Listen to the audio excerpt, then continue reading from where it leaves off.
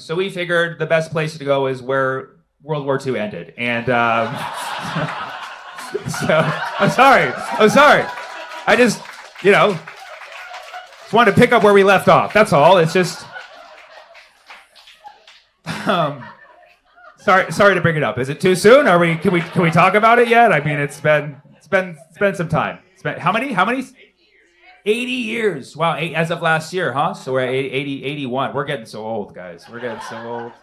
Wow, it's been 80 years. Okay, yeah, I think we could have talked about it at 60, to be honest. I think we could have had that luxury. But the last time I was here was right after Charlie Kirk was shot. And it was actually so interesting, and I tell people this because that was my first show in Tokyo ever. It was so memorable because it was the day Charlie Kirk was shot. I scrambled to write these jokes, put it together, brought it to the stage, and I was terrified that people were going to be like sensitive about it. I forgot we're not in America. And so because you're removed, you're here, it's like you don't feel the same way. And so the jokes went over a lot better than I thought. And then it was like a 20-minute set that I condensed down to, and I posted it on YouTube.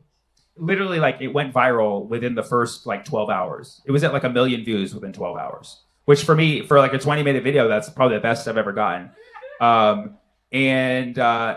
reason why I think it went so viral is because right after Charlie Kirk was shot, suddenly there was this, movement to censor people's criticisms of Charlie Kirk after he died. So everybody was hyper focused on that censorship. And so suddenly people being able to watch a crowd of people laughing their asses off. People were like, who are these people? I want to know them. And so the video went fucking crazy viral. And then YouTube took it down within the first 24 hours. Yeah. Which is funny because we hadn't even left Tokyo by the time they took it down. We posted it. We filmed it the first night I was in Tokyo. I was in Tokyo for 3 nights. We posted it the second day I was in Tokyo, and then it was just going crazy viral. And then me and Shai went to the airport. We were gonna fly home. We were gonna fly back to Hawaii, and it was one of those flights where they're like, we can upgrade you to first class for $1,000, both of you, which is a lot of fucking money. But usually upgrades to first class are $3,000. So me and Shai, brown dudes, were like, fucking bargain, dude. And the video is doing so well, and YouTube is the only app that I'm able to monetize on. Facebook blocked me and shit. So I'm like, dude, based on those numbers, let's do first class, man. So if you ever thought you were bad for laughing at a Charlie Kirk joke, I'm the fucking asshole who just made a bunch of money off of him. And then I'm like, Chai, let's pop some champagne and ride first class. Give it up for our boy Charlie Kirk, right?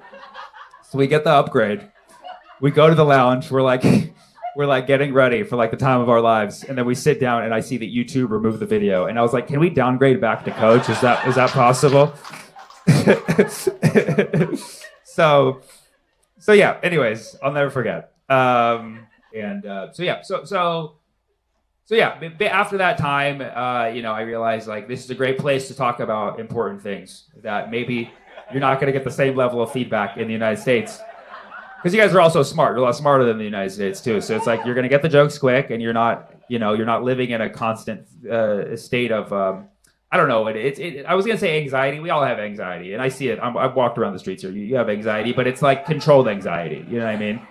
You're able to manage it, and you guys have depression. Trust me. I feel it, but you also know how to you direct the depression inward like a responsible fucking adult. You know what I mean?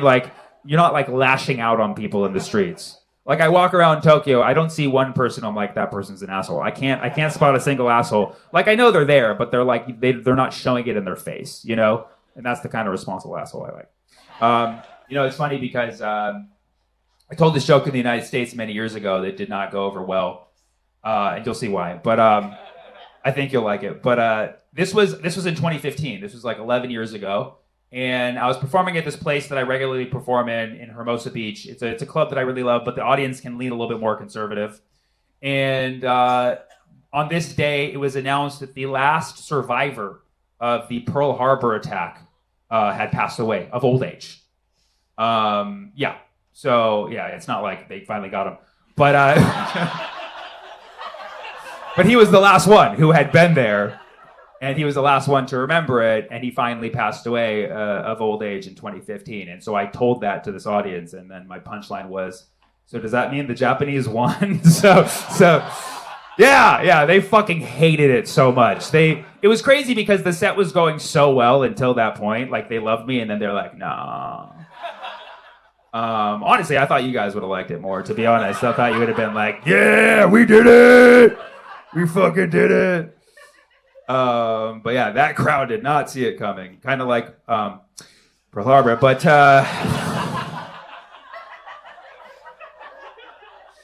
what I'm saying is, now that World War III is happening, let's laugh about World War II. You know what I mean? It's not... I think this is the time, you know?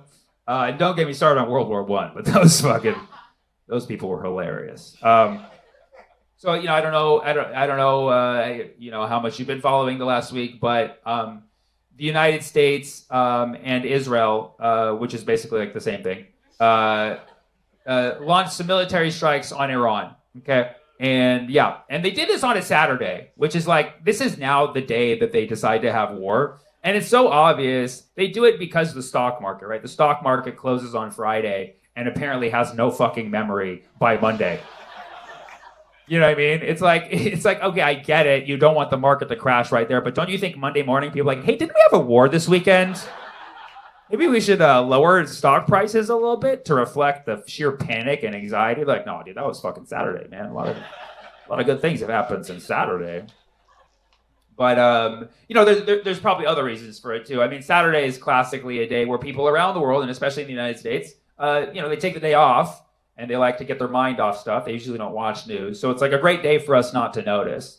But little do they know we're depressed and chronically online now. So they're probably having fun with their family. Like, fuck you, we hate our family. You know what I mean? We're watching the news every day.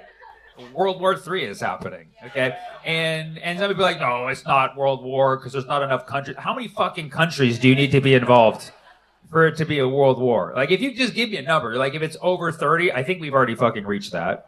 Right? If it's 40, we're getting close. Okay. So you tell me is it like all the countries have to be involved? Like, do your part, pick a side. It's World War III time. Okay. But make no mistake, the United States wants Iran's oil. Okay. Iran has the world's third largest oil reserves. Okay. Coincidence? No, not at all. Okay. Coincidences don't happen in the world of oil. You know what I mean? Okay, so if you want to know who has the most oil in the world, it goes like this. The number one oil reserves is Venezuela. Not sure if you've heard of them in the news recently, but they're a state in the United States, and they I'm just kidding. Not yet.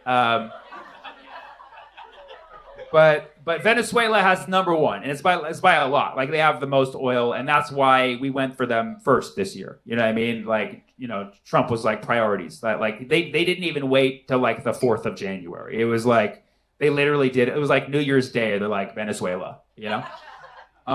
So that's number one. It's something like 300 plus billion barrels of oil, which apparently they can only extract very slowly. So it's going to take a long time to get all the oil. So yeah, none of us will ever like actually live to see all this oil be exploited. So you can only just think of it as they just drill it very slowly and look us in the eyes and be like, yeah, we took the oil, but we're taking it very slowly. You know, can you imagine if any other robbery happened that way? You know, like somebody's like, give me your wallet. And you're like, yeah, I just have a bunch of change. And they're like, well, I'm going to take it one by one. One by one, let me put it in my bank account. Okay, just wait. It takes a while for the wire to transfer. Okay, next one. And then just doing that until you fall over and die of old age. Like you were a survivor of Pearl Harbor. Now listen, call back. Venezuela is number one. Number two, the second largest oil reserves are in Saudi Arabia. Okay, but the United States doesn't mess with Saudi Arabia. They're our ally because they helped us with 9/11. So I wish it weren't true, but okay. So that's number two. We have and the Saudis, the Saudi government, they're our puppet government. Like that's us. You know, MBS, he's ours. You know, so we own that shit already. And that's why, like, it appears that Saudi Arabia has their own oil thing, but really it's like, you know, we can just hit them up anytime, be like, you got some of that drip? Okay. And so that's number two. Number 3 is Iran. Iran has a shit ton of oil. I mean, to be the third largest oil reserve holder in the world, you got to have a lot of fucking oil. And so, we've been eyeing them for a very long time. And so the United States, for decades, has been doing so many different kinds of operations to figure out how to get that oil. Okay? So, again, they do not have the most oil reserves in the world. Venezuela does, okay? But they're the ones that have been playing hardest to get for the longest time. And that's why it's we're ooh, you love to play hard to get, don't you? You're giving me a challenge. So that's why, Iran, to us, the United States, is the final frontier. We're if we can get them, we can get them all, right? Because Venezuela was just in and out one day.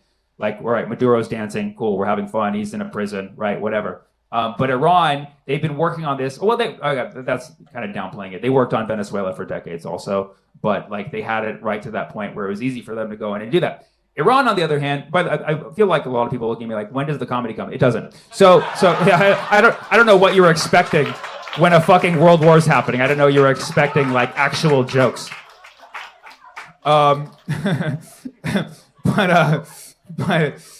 But anyways, the CIA does this in many countries. When a country does not want to give us the thing that we want, we implement sanctions on them. Okay, so that's what we've done with Iran. And the sanctions are to pressure them and make life so miserable for them. And the sad thing about sanctions is they harm the people more than they do the government, because governments can be corrupt and just pinch the money for themselves and just take it from the people. And so that's what's largely happened in Iran. And so that's the United States strategy. That's the CIA strategy. The CIA, it's like if I liked a girl, but she was dating my employee.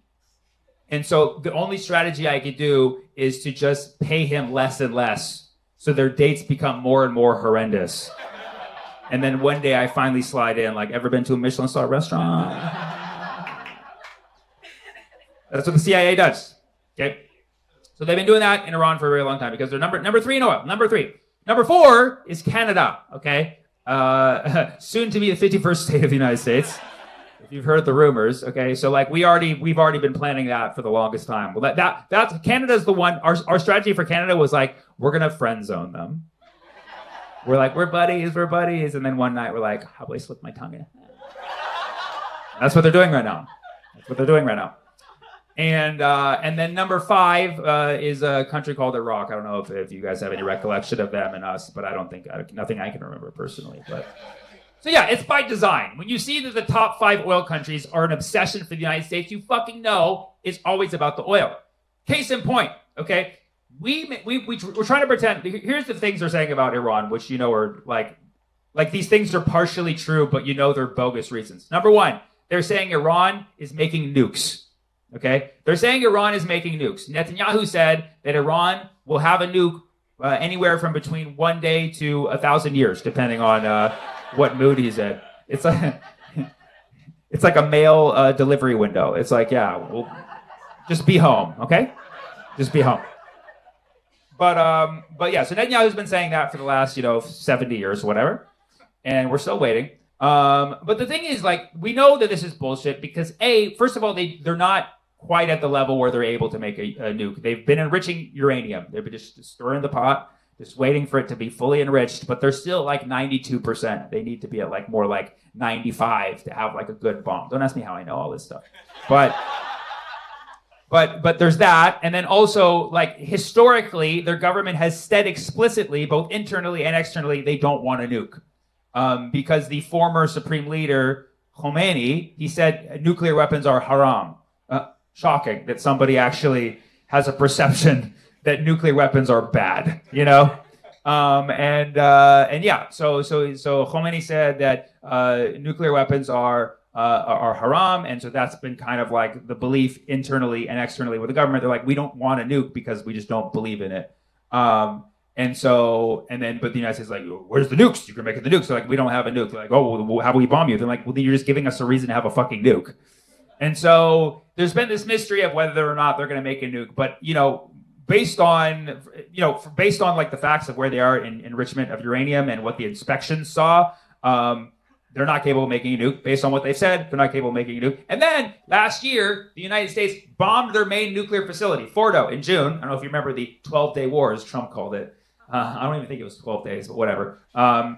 So they bombed Fordo, and they said we completely obliterated Fordo and took out their nuclear weapon making capabilities. Only for a year later for them to be like, yeah, they're about to get nukes. Like, what the fuck just happened then? What did you bomb? They're like, no, we bombed it. It just grew back. Okay, so like we know all that stuff's a lie. Okay. The other thing we say, and there's truth to this, but like, why the fuck we hearing it from you? Okay, is they say we don't like the way they treat their protesters. Okay, United States. Okay, maybe not the best month to like maybe wait a year after fucking killing 2 of your protesters within 2 weeks to fucking critique how other people treat their protesters. You know, the thing is, if you weren't following, there was massive protests in Iran at the beginning of the year, and we don't know the exact number of people who were killed, but we know it's in the thousands. And we know it was the Iranian government who killed these people because they admitted to it. However, the media always leaves out the context, which was that the CIA and Mossad basically instigated these protests, turned them into deadly riots, which then led people to be shot at. It's a fucking unfortunate situation, and there's a lot of people to blame, but you can't leave out the context without telling the whole story. So we basically stir up these massive riots, get a bunch of people killed, and then we say, see, we don't like how they treat the protesters, so we got to invade them. Sounds like you fucking set that up. Right? Okay, so you have all these fake ass reasons, or like, you know, and then they're like, oh, we, you know, and then Trump's like, we don't like the way they treat their women. It's like, maybe you should sit this one out, buddy. Yeah, maybe grab him by the pussy, guy, huh? Maybe. So these are all the reasons they're saying it's literally anything but oil in the Epstein files. Okay, oil and perverted files, the Diddy files.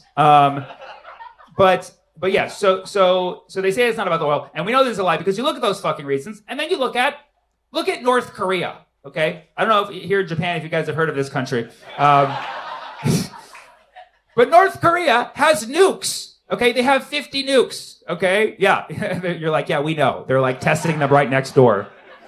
Okay, they have long-range missiles. You've probably heard or see them. They're actually active. They're actually testing them. You can see them testing them. Like, you know, Iran has been so secretive about the things it does, but like North Korea is just like, hey, we're just seeing if this missile can go over there. Just don't mind us. We're just seeing if it can kill anybody. That's all we're doing. They have 50 fucking nukes. They're not part of the fucking UN. They just have 50 random nukes. Okay? It's run by a dictator who nobody even knows like what he's into. Like, this guy is so fucking mysterious. And yet they have these nukes. They're not a country that like really participates in anything with the world. And yet they have 50 fucking nukes. But we're not going after them. The United States is not going after North Korea. We're not trying to have talks with North Korea. We're not trying to stop them. We're not like trying to invade them. Why? Because Google it. How much oil does North Korea have? 0 barrels. 0. They have 0 oil. Okay? You think it's a fucking coincidence? No. They even looked up, like, do you have like uranium? So like, we don't have another. Like, oh, then just fucking make the nukes, whatever, dude. Just don't nuke us and do whatever you want. Honestly, I mean, I don't know how you guys feel about this here, but it's just like as time goes on, I'm finding more and more respect for Kim Jong-un. I don't know if that's a good thing or not. Maybe you guys feel a little bit differently because he's like right there, but like from my safe distance in California, I'm like, he's kind of seems like a cool guy, you know? I just feel like he's dripped out. He is. He's always got a fresh fade. You know what I mean? Like, I don't know. Because he stays out of fucking people's business, you know? But he occasionally condemns that. You know, he condemned the genocide in Gaza. You know, he condemns all the aggression of the United States. So it's like, honestly, he seems more level-headed than all the fucking politicians I have in my Congress. So yeah. So that's a popular hashtag that'll never make it. Make the world Kim Jong-un again. But North Korea has the least amount of nukes in the world. 50 apparently is the lower end of nukes. Russia has the most, like 4,300 something. Yeah, and the United States is in second place with like 3,000. That's why we don't fuck with Russia, okay? Because they got like 1,000 more nukes than us, which is like, you know, I think we could end the world 1,000,000 times already with the nukes that we have, but they're like, we can end it 1,000 more than that. The United States and Israel, they bomb Iran, and now, you know, they took out the supreme leader, Khamenei, okay? They took him out on the first day, obviously in a breach of international law. You don't just fucking murder people's leaders, even if people don't like him or they are responsible for some, things that they've done. You can't just kill them like that. There are rules to this shit. But they did that, And obviously, Iran didn't stop at that. Like that's how you can tell the difference between a country who like loves their leader and doesn't. That's how you know they love the leader. Because if you look at Maduro's government, right? They came in the middle of the night. They're like, the 50 guys are like, we're going to take Maduro. They're like, all right, go ahead. And then just fucking left. And Maduro just fucking danced out of there. And like nobody fucking really tried to stop it. Like, well, maybe 2 guys did. They're like, actually, no, I'm good. I don't want to do that. Whereas in Iran, like they're fighting back. They're retaliating. And so Iran's been launching missiles left and right in the last week. And they're going for everybody who's involved in this. Okay, that's the other thing the United States said. The United States said Iran is a threat to our military bases, and they're like, and you're like, yeah, the ones that you built around Iran to monitor them constantly. Like when you look at a map of these military bases they're talking about, they're literally like around the perimeter of Iran, just like waiting, and they're like even just like directly pointed at Iran. Like, why are you threatening us? Why are you threatening us? Iran's like, no, you're looking at us. And so they built all of these strategic military bases in multiple countries. Traitors, no, these countries.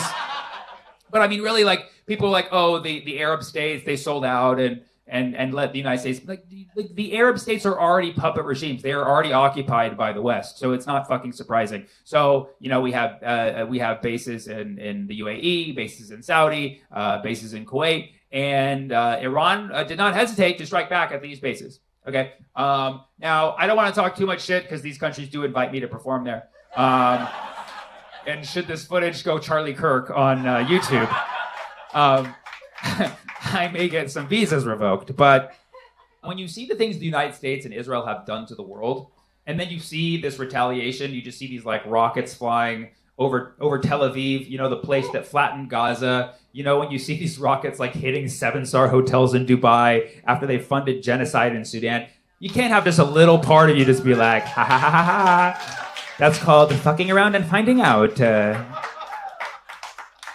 I don't know what the casualties are. I don't think it was a lot. I think Iran is just kind of like firing shit to scare people. They also have these missile defense systems that shoot them down. So most of these missiles are being shot down entirely. And what it's doing is wasting the money of all of these rich fucking countries that pillage the fucking world only to have it wasted on missile defense systems from being involved in an unjust war. Okay, and that money is also a lot of my tax money too. So, anyways, I'm sometimes it's just fun to watch your tax dollars. It's like I could have gone to a shooting range or like lit fireworks, but instead I'm watching it done over other countries. And so you have these countries who built these military bases, and now they're getting hit because these people apparently they're like, oh yeah, United States, sure, have your military base, you'll keep us safe. And the United States is like, yeah, that's what it is. Well, they know they were putting these people in danger the whole fucking time. And so now you're going to have people all around the world waking up and being like, wait a second, the United States isn't really protecting us, are they? They're actually putting us into danger. So you're going to have all these people starting to realize this in the near term. At least I think they will. Hopefully they are not that dumb. But actually, you never know. Maybe not a lot of lessons will be learned. But yeah, so anyway, so you have all these exchanges. They're still going on in real time. So I don't know what's going to fucking happen. I don't advocate for this war. I hope it doesn't go on any longer. But while it does, I'll make jokes about it. But it is okay. So you have Donald Trump and you have the Department of War. It used to be called the Department of Defense. They call it the Department of War. And everybody's like, why did you guys change it from defense to war? And they're like, oh, no reason. And now we're like, oh, okay, I get it, because you fucking had this plan all along. Pete Hegseth is our Secretary of War. He used to be the Secretary of Defense and he got demoted. So I don't know if you know, the Trump administration changed the name of the Department of Defense to the Department of War a couple months ago. And everybody was like, why would they do that? Not, you see. They're like, defense really isn't on brand for us anymore. So Pete Hegseth, who can't do a pull-up correctly, he's the Secretary of War, and he came out in a briefing. I think it was yesterday. He came out. And he said, he's like, listen. He's like, this is what's happening. We're handling the situation, but just know this: we did not start this war. And we're like, what the fuck are you talking about? It was literally Saturday. Wait at least one more week before pulling that on us, because we're so dumb with our short-term memory. But do not do it 2 days fucking later. He's like, we did not start the, bro, you just dropped the bombs.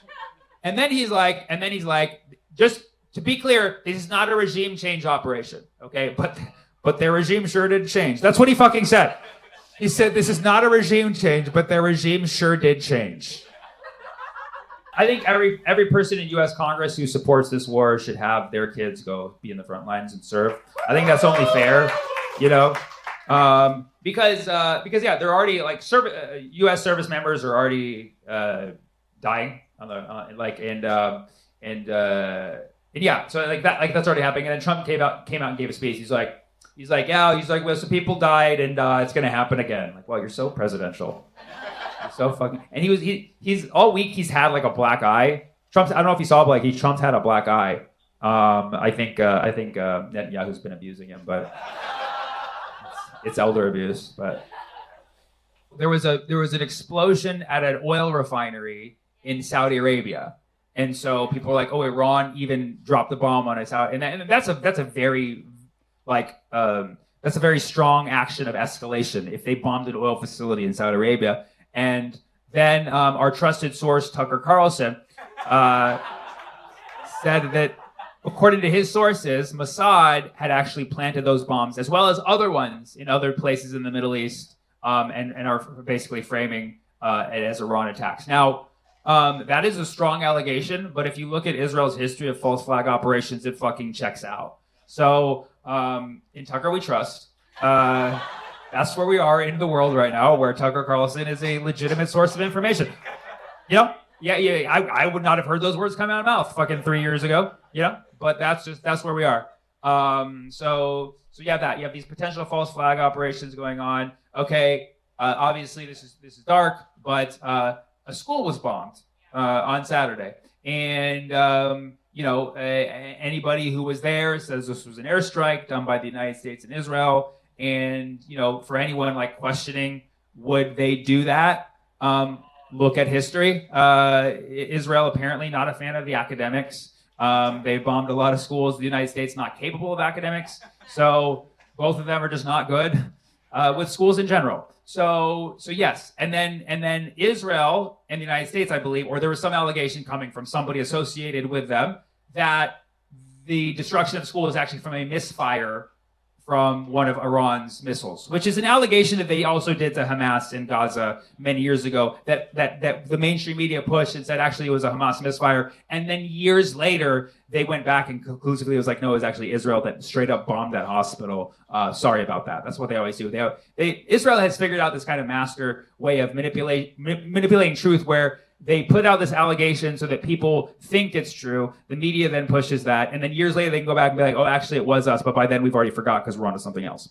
So they did that. They bombed a school. And, as an American taxpayer, I do not want my tax dollars going to bombing schools anywhere, anytime, for any fucking reason. Okay? The only exception to that is if it was my high school when I was there. That's the only school that I would be comfortable with being bombed. But you had one shot. It's already over. You know what I mean? Like, you could have done it when I was there, stressing out about the SATs. But you fucking missed your opportunity. Okay? And I know you're like, Sammy, why would you even bomb schools in America? That, you're not leaving a challenge for the shooters. That's a good point. That's a good point. That's a really good point.